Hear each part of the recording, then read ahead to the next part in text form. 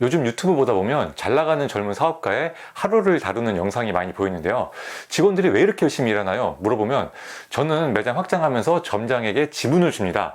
이렇게 얘기를 하면서 그게 아주 바람직한 것처럼 표현을 많이 하더라고요. 댓글들도 보면 사장님 멋있다, 저렇게 하니까 성공하는 거다, 운영은 저렇게 해야 된다 등등 칭송이 자자해요. 그리고 이런 영상을 보는 초보 창업자들은 그것이 정답이라고 오해를 많이 하더라고요. 그래서 겁도 없이 지분을 나눠주고 이 지분이 나중에 사장과 점장 모두에게 큰 상처가 되어 돌아오는 경험을 많이 하게 됩니다.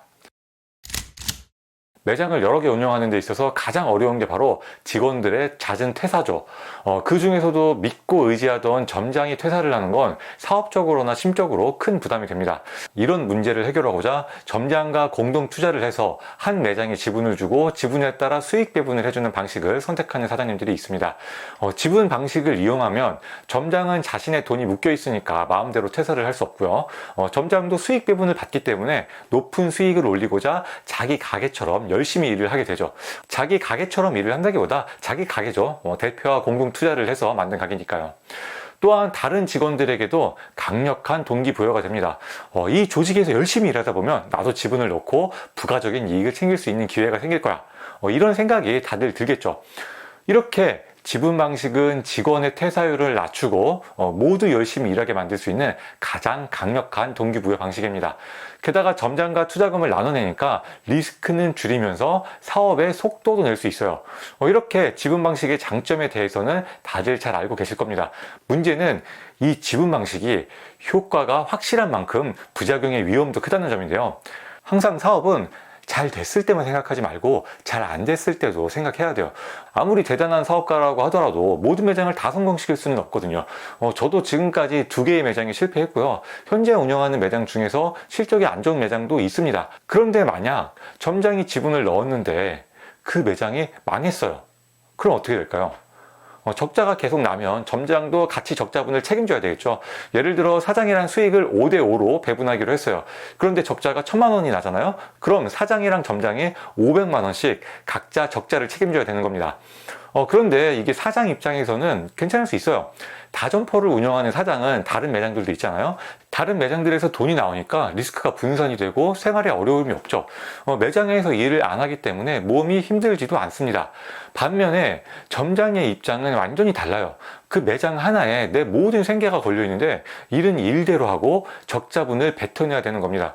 사장에 대한 강한 신뢰를 가지고 창업을 한 건데 내 인생이 막 송두리째 흔들리는 거죠. 그런데 점장이 봤을 때 사장은 일도 안 하는데 인생에 별 타격이 없어요. 이런 상황이 지속되면 아무래도 점장의 불만이 쌓이기가 쉽습니다. 그러다 점장 입장에서 도저히 안 되겠으면 퇴사를 선택해야겠죠. 그런데 점장이 넣어둔 지분을 바로 빼갈 수 있느냐? 그럴 수는 없는 겁니다. 장사 망했으니까 이제는 지분은 그대로 돌려주세요. 이런 사업은 없죠.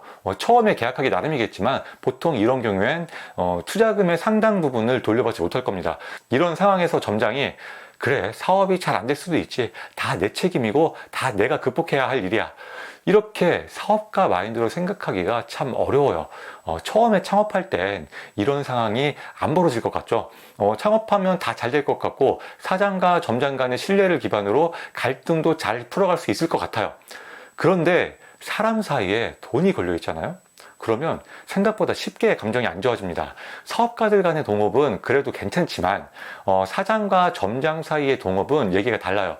사장과 점장 사이에 돈이 걸린 문제가 생겼을 때는 상호 간의 입장 차이나 마인드 차이가 많이 날 수 있거든요. 왜냐하면 이게 동업은 동업인데 사장과 직원 관계이기도 하잖아요. 그리고 사장은 일을 안 하고 점장만 일을 합니다. 게다가 사장은 사업가인데 점장은 직장인이죠. 이렇게 되면 분란의 소지가 많아요. 특히 적자가 나면 큰 문제가 생길 수 있고요. 때로는 수익이 잘 나온다고 하더라도 서로 간에 섭섭한 일이 생기기 쉬워요.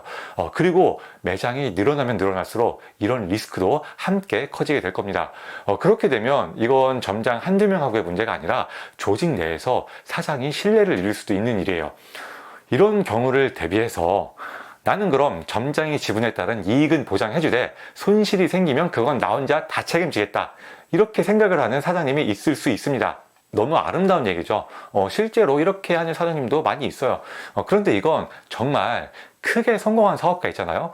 매장 대여섯 개쯤은 망해도 인생에 아무런 지장이 없는 큰 사업가분들. 이런 사업가라고 한다면 열심히 하는 젊은 사람들 키워주고 싶고 인생의 보람도 느끼고 싶고 재미도 느끼고 싶고 그럴 때 자네 가게 한번 맡아서 해보게. 뒷일은 걱정하지 말고 지금처럼 열심히만 해봐. 이렇게 통 큰 호의를 베풀어 줄 수 있어요. 너무 아름답고 멋있는 일이지만 현실적으로 우리는 아직 그 정도 사업가는 아니잖아요. 사업은 항상 오르막길이 있고 내리막길이 있습니다. 모든 리스크를 사장이 다 떠안아 버리면 사업이 내리막길일 때 아예 극복을 못하고 망하는 수가 있어요. 일단 사업이 살아남아서 성장을 해야 직원도 챙겨줄 수 있는 거잖아요. 저 같은 경우에도 만약 제가 점장들에게 지분을 주고 리스크를 제가 다 떠안았다면 코로나 때 저는 무조건 망했을 겁니다. 그렇다고 해서 지분 방식이 잘못됐다는 건 결코 아닙니다. 오프닝 때 말씀드린 유튜브 영상에 나오는 젊은 사업가들의 방식이 잘못된 게 아니에요.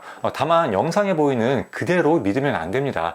영상에 나왔으면 멋있고 통 크고 호감 가는 사업가로 나와야 하잖아요. 구독자 몇십만 채널에 나오는 게 어렵기도 하고 때로는 큰 비용이 들어가는 일이거든요.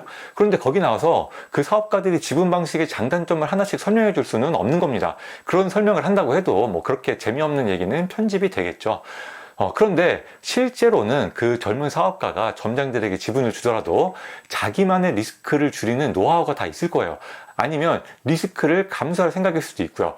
다 고민이 있고 다 고충이 있을 겁니다. 그런데 멋지게 포장되어 나오는 10분짜리 영상만 보고 와, 지분 주는 거 저게 정답이네, 이렇게 생각 안 하셨으면 좋겠어요. 저도 지분 방식을 전혀 고려하지 않는 건 아닙니다.